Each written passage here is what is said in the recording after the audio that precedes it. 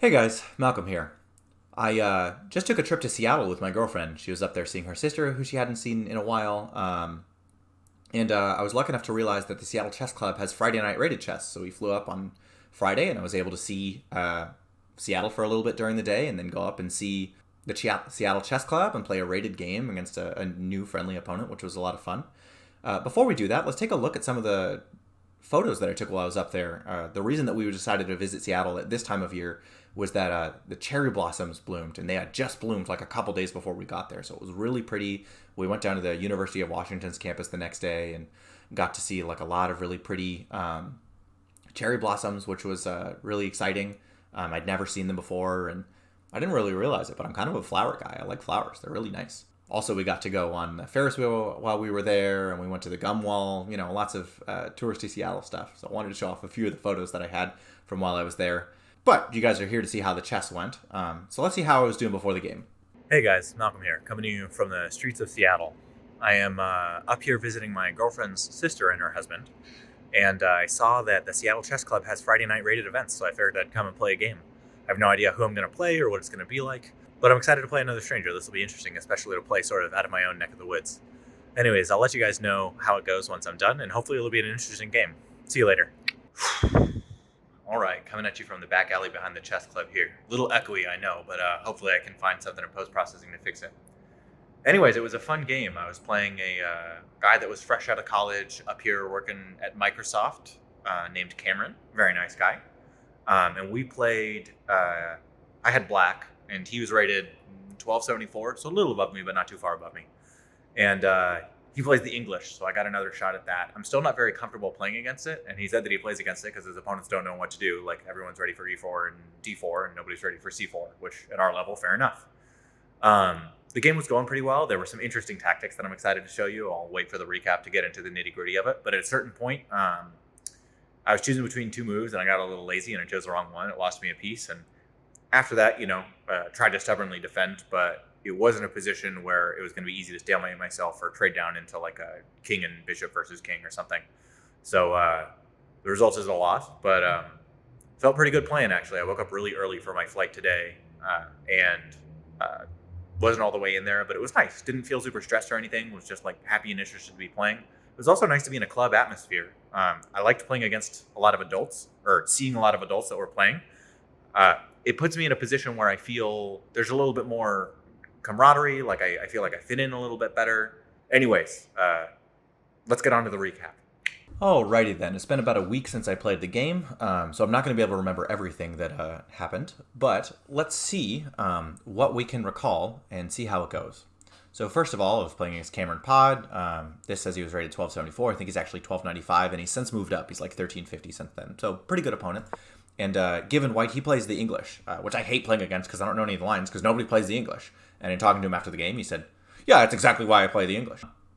So I play e5, he plays g3, and he gets his bishop out. And the thing that I want to do, and I think this might actually be a dumb plan in the English in retrospect, is I try and trade out this pawn that he has. Now, trading him a side pawn for a central pawn isn't exactly what I want to do. But, this is a setup that I've played before and I'm relatively familiar with. It seems okay. He plays d3, controlling the center somewhat and making it so that this open file that I have, I'm biting on granite, versus the open file that he has, he's actually, doing something against a pawn which is not currently protected, except by the queen. So I, in playing these setups, and used to playing stuff like bishop d6, bishop e6, and sort of having like, if we make some random moves, I'm used to having, a setup something like this, which, I've done it before.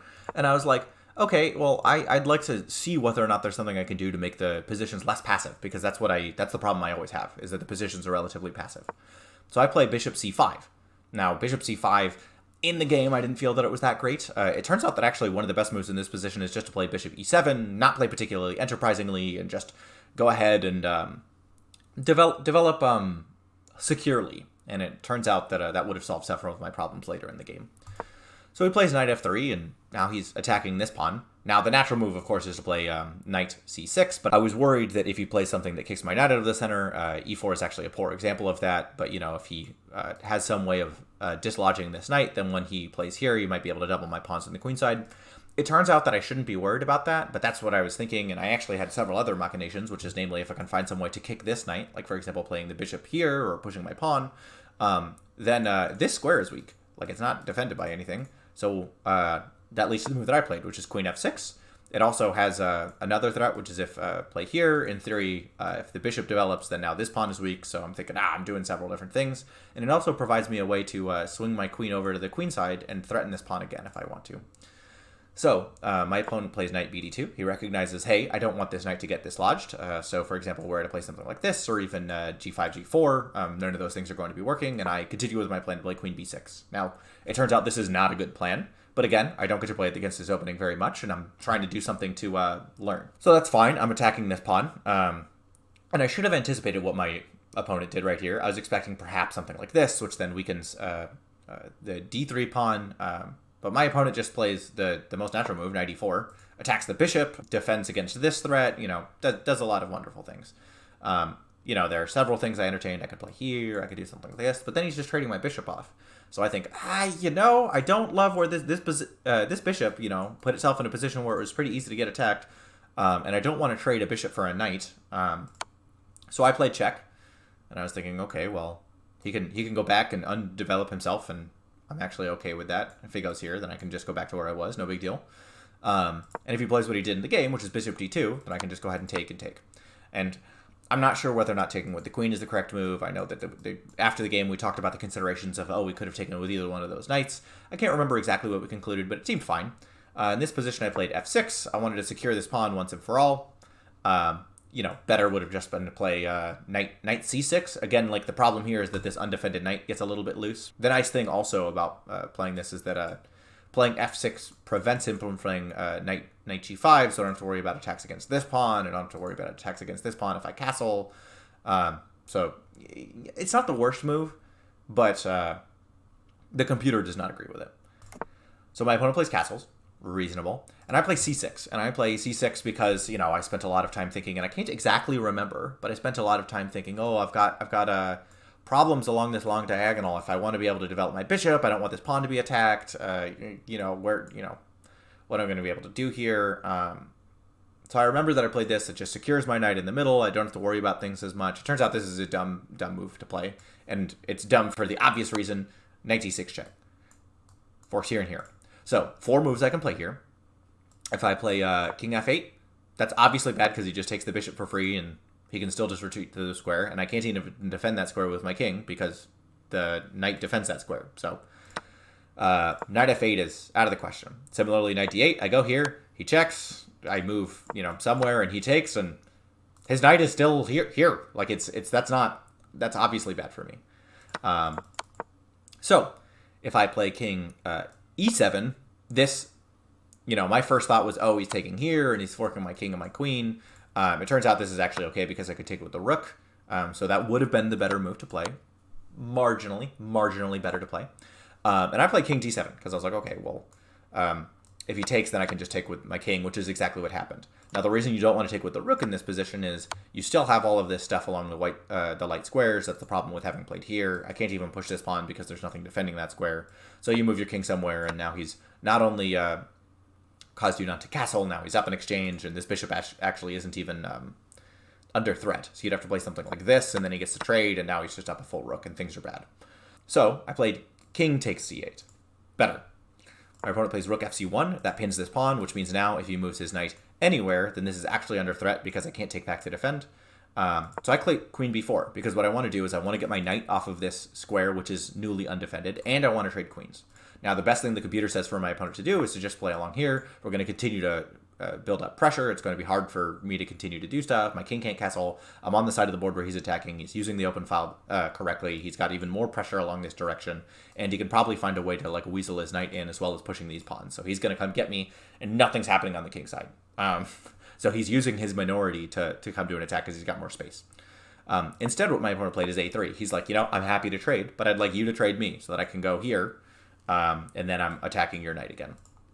And I was like, yeah, I'll trade queens. This does not seem like a good position for me. Trade me queens, no problem. This opens up an attack on my knight, but I think that's fine. There are several things that I can do here. One is I can play king d7 to get out of the pin, or king d8. And then if my opponent takes here, I can take there. But I was worried about my opponent then using the opportunity to double up along the C file, and it's going to be hard for me to develop, and things seemed weird. So instead, I played knight c7, which breaks the pin and allows me to head in this direction. One of the things that I saw was if I can get to here, I'm attacking this square, which will be a fork, right? And on top of that, when I get to here, I'm attacking this square, which will be a fork. If his knight moves anywhere, then I can fork the rooks. And if he allows me to get to this square without pushing this pawn, then things seem great for me, actually. So my opponent plays b4. He wants to come get me, no problem. And I play knight e6. So he's got a pin here again. My opponent plays b5. And I think, okay, well, there's several things I could do here. I can push the pawn. But then, we have stuff like this going on. And I can step my king out of the way. But then, that doesn't seem great now. My pawns are broken up here. And I've got this isolated weakness. That seems unfortunate. So I keep moving forward. I play knight d4. I'm like, oh, I'm going to fork you. Now, my opponent after the game admitted he did not see that I was forking here when he played his next move. He just saw that this fork was happening. He's like, my knight's defending. We're wasting our time here. So he plays b takes c6. Now, there's a very interesting line that I saw here, which is knight takes, king moves, knight takes, and then if he plays rook takes, then I can play here, and things are. It loses me a pawn, but no big deal. Well, it loses him in exchange actually. So it loses. He's got a pawn for the exchange. I'm attacking his rook. He's got to go back. He's got all these isolated weaknesses. This seems great for me. There were other pieces of this line which seemed less terrible for him. But the thing that really matters here is were I to take this rook, he doesn't take back. He doesn't care about that. He plays check, and I can't take this because the bishop defends. So I play king somewhere, and he promotes while taking my rook, and my knight is attacked. And now, obviously, you count 2 minor pieces in a rook. You got 2 minor pieces in a rook, and he's up a queen. So that is not good, but it was a fascinating line that we see here. So presented with this position, I can retreat my knight and then sort of, get this knight into the action doing some boogieing. But the thing that I decide is I'd like to develop my pieces. I'd like to be able to connect rooks, so I take with the other knight. Computer doesn't really care. I'm behind a little bit in this position. My position's a little awkward. He's got the bishop against my knight. He's got these open files towards my king. So that's probably why he has an advantage. But material's even. This is not the worst thing in the world. This is certainly playable. And so now my opponent plays king f1. He now recognizes this threat, which he did not recognize until after I had played here. So unfortunate, one move away from being able to do it, and he can't develop this knight either, so no big deal. And so I play king d7. Now, in retrospect, king d8 might have been better because this diagonal presents problems for me. And my opponent plays e3. Now, there are 8 squares the knight can go to, and let's remove them one by one. So this one's taken by a piece. This one's protected by a knight. This one's protected by a rook. This one's protected by a king. This one's protected by a bishop. So 3 places I can go. 1, 2, 3. So if I go to b5, maybe he pushes, and I've got to keep boogieing my way back, and he's making a little bit of progress, but no big deal. b5 seems fine. Not what I played.